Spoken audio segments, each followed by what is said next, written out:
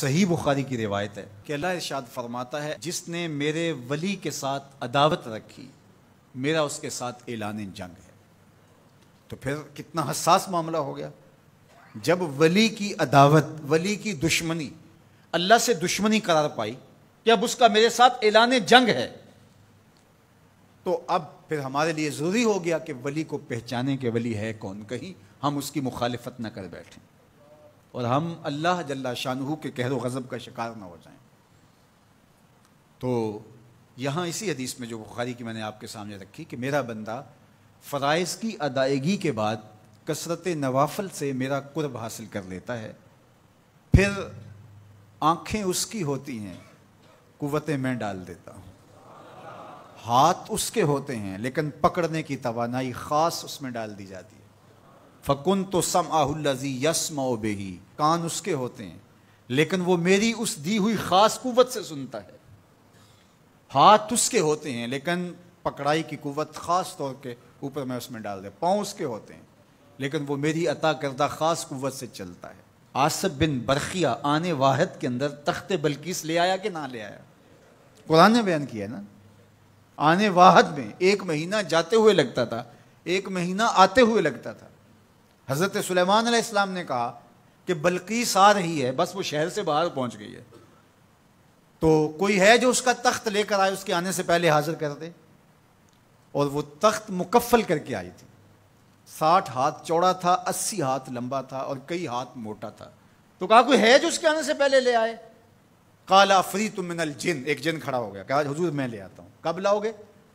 کہا کہ مجلس برخاست ہونے سے پہلے پہلے تخت آ جائے گا۔ بڑی بات تھی، لیکن سلیمان نے کہا نہیں، مجھے اس سے بھی پہلے چاہیے۔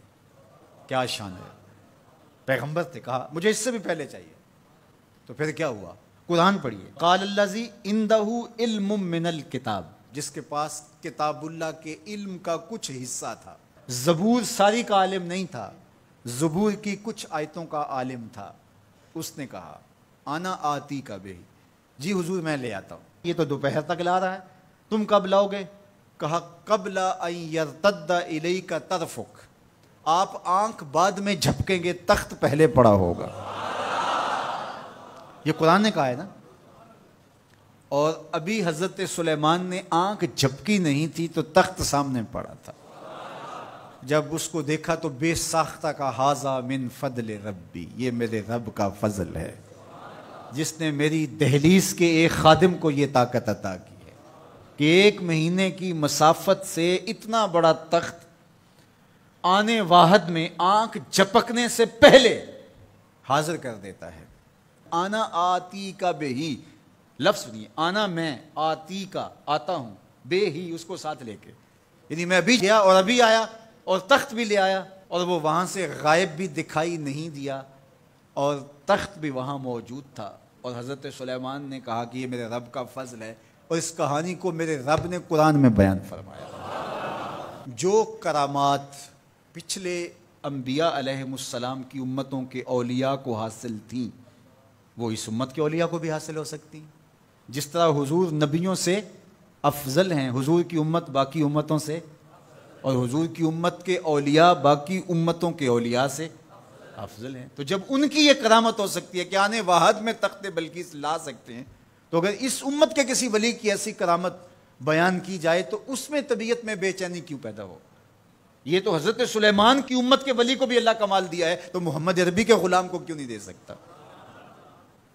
تو جو حضرت شاہ نقشبند بخاری علیہ رحمہ کا ذکر کیا جاتا ہے کہ جب آپ کی خادمہ کو اور آپ سے عقیدت کا دھم بھرنے والی خاتون کو کابل میں محل کی چھت سے دھکا دے دیا گیا، اور جب وہ نیچے پہنچی تو حضرت شاہ نقشبند بخاری علیہ رحمہ نے اس کو جو ہے وہ آسانی کے ساتھ زمین پہ رکھ دیا، تو حیرت سے آنکھیں پھٹی رہ جاتی ہیں اور پوچھتی ہیں کہ آپ کب آئے؟ آپ تو بخارے میں تھے۔ تو برجستہ بولتے ہیں تو از چبارہ آمدی من از بخارا آمدن، تو چبارے سے چل پڑی تھی، میں بخارے سے چل پڑا تھا۔ تو یہ حضور کے غلاموں کی شان ہے، اور یہ کوئی جو ہے وہ بعید نہیں ہے۔ باقی رہی بات یہ عقل نہیں مانتی، تو معجزہ اور کرامت ہوتے ہی وہی ہیں جو عقل انسانی کو عاجز کر دیں۔ جو عقل میں آ جائے وہ تو فن ہوگا۔ ما یعجز بہ العقل، عقل کی جہاں پہنچ نہ ہو، جو ظاہری اسباب سے ماورا ہو، جو چیزیں ما فوق الفطرت ہوں، تو انہیں ہی تو کرامت، قدرت یا معجزہ کہا جاتا ہے. اور اگر وہ عقل اور فہم اور ادراک میں آ جائیں تو پھر جو ہے وہ کیا ہو. تو اس کی نظیر ہمارے پاس قرآن میں موجود ہے. اب اللہ کا ولی کون ہوگا؟ حضور علیہ السلام سے پوچھا گیا، ابن مردوی اور باقی لوگوں نے روایت کیا کہ حضور ولی کون ہے؟ تو حضور علیہ السلام نے ارشاد فرمایا اذا رؤوا ذکر اللہ، جس کو دیکھو خدا یاد آ جائے، جس کو دیکھنے سے رب یاد آ جائے، جس شخص کی صحبت میں بیٹھ کے رغبت دنیا کم ہو اور رغبت آخرت بڑھ جائے، اس کی صحبت غنیمت سب. اچھا، قرآن نے جو ولی کی علامت بیان فرمائی وہ یہ ہے الذین آمنوا وکانوا یتقون، یعنی ولی کی جو علامتیں ہیں وہ ایمان اور تقوی ہے.